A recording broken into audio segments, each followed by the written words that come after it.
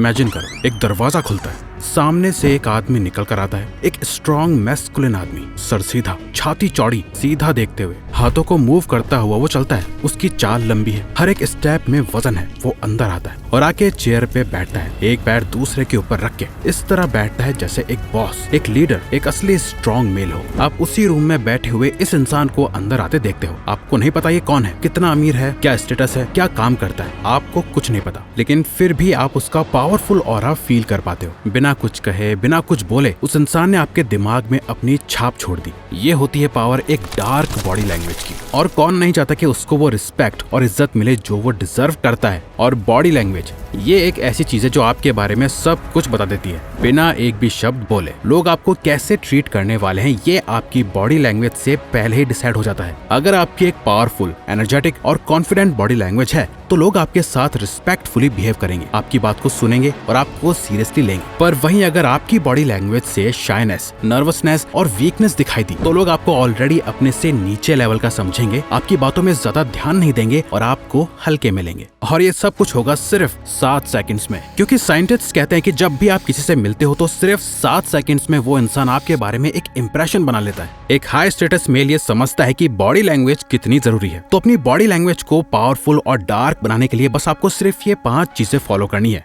Number 1, standing stances. आपकी body length का 40 to 50% हिस्सा आपके पैरों का होता है, इसलिए आप कैसे खड़े होते हो, चलते हो या बैठते हो, ये सब आपकी बॉडी लैंग्वेज को डोमिनेंट या वीक दिखाने में बड़ा रोल प्ले करता है। जैसे किसी के सामने अपने फीट यानी पैरों को क्लोज और बंद रखना, हैंड्स क्रॉस्ड और बिल्कुल अटेंशन के साथ खड़े रहना, ये एक वीक और सबमिसिव स्टैंडिंग पोजीशन है। लेकिन जब आप दूसरों के सामने पावरफुल और डोमिनेंट दिखना चाहते हो तो अपने हाथ और पैर ऐसे रखो जैसे आप अपने आप में कॉन्फिडेंट हो। आप जैसे भी हो, रिलैक्स्ड और कॉन्फिडेंट रहो। Wide standing position. तो सबसे पहले तो अपने दोनों पैर कंधे की चौड़ाई के बराबर दूरी पर रखो। ये एक हाई मैस्कुलिन स्टांस है जो स्टेबिलिटी, पावर और डोमिनेंस सिग्नल करता है। Standing with arms akimbo. Animal kingdom में सबसे बड़ा और स्ट्रॉन्ग जानवर ही सबसे ज्यादा रिस्पेक्टेड होता है, इसलिए हर जानवर अपनी प्रेजेंस को बड़ा दिखाने के लिए अलग अलग पावरफुल बॉडी जेस्चर्स का यूज करता है। वैसे ही ह्यूमंस भी अपनी डोमिनेंस दिखाने के लिए पावरफुल बॉडी जेस्चर्स का यूज करते हैं और इनमें से सबसे हाई स्टेटस जेस्चर है आर्म्स अकिम्बो। ये एक पावर पोज है। कुछ लोग इसे सुपरमैन पोज भी कहते हैं, जो सिर्फ एक ही चीज दिखाता है,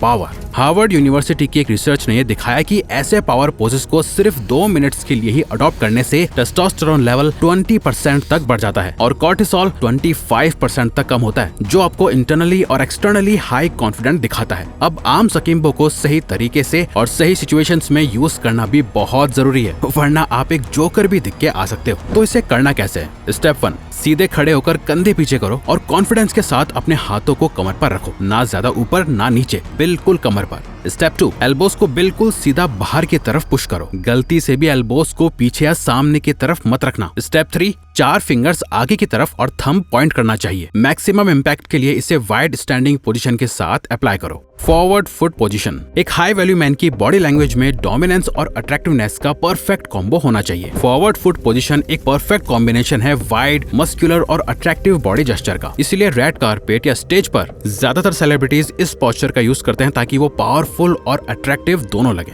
यूनिवर्सिटी ऑफ कैलिफोर्निया बर्कली की एक रिसर्च दिखाती है, जब आप अपने वेट को थोड़ा आगे शिफ्ट करते हो, ये एक एंगेज्ड, कॉन्फिडेंट और कैरिज्मेटिक प्रेजेंस को प्रोजेक्ट करता है। अब इसे परफेक्टली एग्जीक्यूट कैसे करना है? अपने एक पैर को नेचुरली थोड़ा आगे लेकर आओ, कंफर्टेबल डिस्टेंस पे। स्ट्रेट शोल्डर्स रखो ताकि बॉडी ओपन और कॉन्फिडेंट लगे। एक हाथ पॉकेट में रख सकते हो और दूसरा रिलैक्स्ड। ये एक नेचुरल मैस्कुलिन लुक देगा। ये स्टांस यूज करो जब आप किसी से फेस टू फेस बात कर रहे हो या ग्रुप में खड़े हो, क्योंकि ये आपको इंस्टेंटली मोर कॉन्फिडेंट और अट्रैक्टिव दिखाता है। Number 2, the power walk. आपने नोटिस किया होगा जब एक रियल कॉन्फिडेंट मेल रूम में एंटर करता है, उसकी वॉक एकदम अलग होती है, स्मूथ, रिलैक्स्ड और पूरे कंट्रोल के साथ। वो जहाँ भी जाता है लोग उसकी तरफ ऑटोमेटिकली अट्रैक्ट होने लगते हैं। क्यों? क्योंकि उसकी चाल उसके अंदर की पावर और कॉन्फिडेंस को रिफ्लेक्ट करती है। अब एक रियल पावरफुल वॉक कैसे डेवलप करी जाती है? कुछ चीजें हैं जो आपको ध्यान में रखनी है। Muscular shoulder swing. जनरली मर्दों में ज्यादा टेस्टोस्टेरोन होता है, इसलिए वाइड शोल्डर्स एक मैस्कुलिन ट्रेट माना जाता है, और जब मर्दों की वॉक में शोल्डर स्विंग होता है तो वो मैस्कुलिनिटी और स्ट्रेंथ को प्रोजेक्ट करता है। इसे ज्यादा ओवर एग्जैजुरेट करने की जरूरत नहीं है, बस नेचुरली ऐसे चलो और देखो कैसे आपकी वॉक एकदम स्मूथ और कॉन्फिडेंट लगती है। हेड अप, चिन पैरेलल। कंफर्टेबल। जमीन की तरफ देखते हुए चलने से आप इनसिक्योर और नर्वस लगते हो, लेकिन जब आप अपना हेड हाई रखते हो आप दिखाते हो कि मुझे पता है मैं कहाँ जा रहा हूँ। मेरा खुद पे और आसपास के एनवायरनमेंट पे पूरा कंट्रोल है। स्ट्राइड लेंथ, आपके कदम आपके कॉन्फिडेंस को डायरेक्टली दिखाते हैं। छोटे कदम लेने से आप डरे हुए, घबराए हुए लगते हो और बड़े रिलैक्स्ड कदम लेने से आप एकदम कॉन्फिडेंट दिखते हो।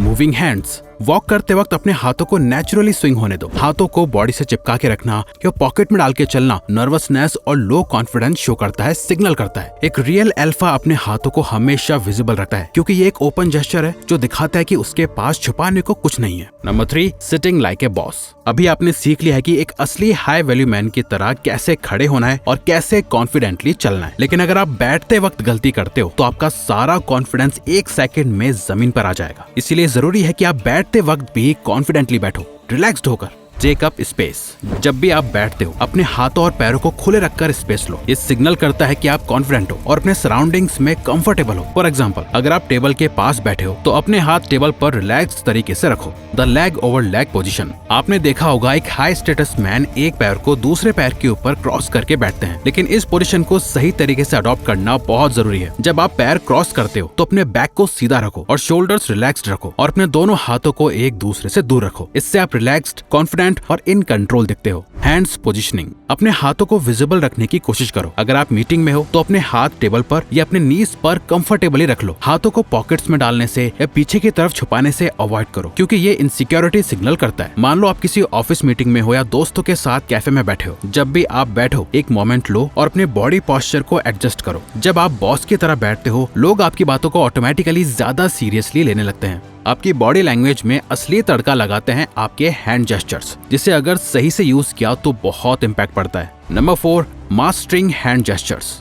जब आप किसी से बात करते हो आपके वर्ड से ज्यादा आपके हाथों की मूवमेंट्स आपकी बात को पावरफुल बनाती है। रिसर्च कहती है कि इफेक्टिव हैंड जेस्चर से आप अपनी बातों को 50% ज्यादा इम्पैक्टफुल बना सकते हो। तभी आपने देखा होगा टीवी एंकर्स भी बात करते वक्त अपने हाथों को ज्यादा से ज्यादा इस्तेमाल करते हैं। तो टॉप मैस्कुलिन हैंड जेस्चर्स में आते हैं पॉइंटिंग जेस्चर्स। जब आप किसी पॉइंट को हाईलाइट करना चाहते हो फिंगर से पॉइंट करो। ध्यान रहे ये अग्रेसिव ना लगे। जैसे ये पॉइंट बहुत इंपॉर्टेंट है। अपनी इंडेक्स फिंगर से पॉइंट करके एम्फेसाइज करो। या साथ बैठे किसी इंसान को इशारा कर रहे हो तो उसकी तरफ उंगली से नहीं बल्कि ओपन हैंड से इशारा करो। स्वीपिंग मोशंस, जब आप किसी ब्रॉड आइडिया या कॉन्सेप्ट के बारे में बात कर रहे हो स्वीपिंग हैंड मूवमेंट्स का यूज करो। जैसे अगर आप कह रहे हो हम जो चाहे वो कर सकते हैं, तो अपने हाथों को एक स्वीपिंग मोशन में यूज करो जो स्पेस को कवर करे, ताकि आप अपने वर्ड्स की इंटेंसिटी को बढ़ा सको। फ्रेमिंग, जब आपको किसी चीज को स्ट्रक्चर या टाइमलाइन देनी हो हाथों से फ्रेमिंग जेस्चर का यूज करो। जैसे ये प्रोजेक्ट 3 हफ्तों में खत्म होगा तो अपने हाथों से 3 फिंगर्स शो करो। अब ये सब करते हुए आपको अपने फेशियल एक्सप्रेशंस पर भी खास ध्यान देना है, क्योंकि एट द एंड लोग आपके फेस को ही सबसे ज्यादा नोटिस कर रहे होते हैं। Number 5, facial expressions. जब आप किसी से फेस टू फेस बात करते हो आपकी आंखें और एक्सप्रेशन सबसे पहले कनेक्ट करते हैं। हार्वर्ड यूनिवर्सिटी की रिसर्च ने ये प्रूव किया है कि आई कॉन्टेक्ट से आप ज्यादा ऑनेस्ट और कॉन्फिडेंट दिखते हो। लेकिन अगर आप आई कॉन्टेक्ट से बचते हो तो सामने वाला आपको इनसिक्योर या नर्वस पर्सन की तरह देखता है। अच्छी एक्सप्रेशंस और आई कांटेक्ट के लिए फोकस करो आईब्राउज पर। इंटरेस्टेड हो तो आईब्राउज को थोड़ा रेस्ट कर दो। सामने वाले ने कुछ गलत बोल दिया और आप डिसअपॉइंटेड हो तो बिना बोले ही अपने आईब्राउज को हल्का सा क्लोज ले आओ।